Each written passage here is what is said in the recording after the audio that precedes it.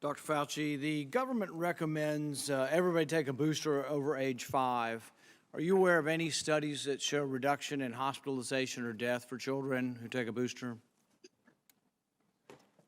Right now, there's not enough data that has been accumulated, Senator Paul, to indicate that that's the case. I believe that the recommendation that was made was based on the assumption that if you look at the morbidity and mortality of children within each of the age groups, 0 to 5, 5 to 11. Right. There are no studies, and Americans should all know this. There are no studies on children showing a reduction in hospitalization or death with taking a booster. The only studies that were permitted, the only studies that were presented were antibody studies. So they say if we give you a booster, you make antibodies. Now, a lot of scientists would question whether or not that's proof of efficacy of a vaccine.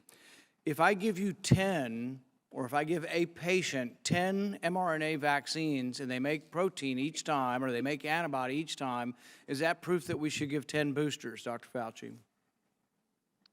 No, I think that is somewhat of an absurd exaggeration. Well, Senator that is the Paul. proof that you use. Your committees use that. That's the only proof you have to tell children to take a booster is that they make antibodies. So it's not an absurdity. You're already at like 5 boosters for people. You've had, 2 or 3 boosters. It's like, where is the proof?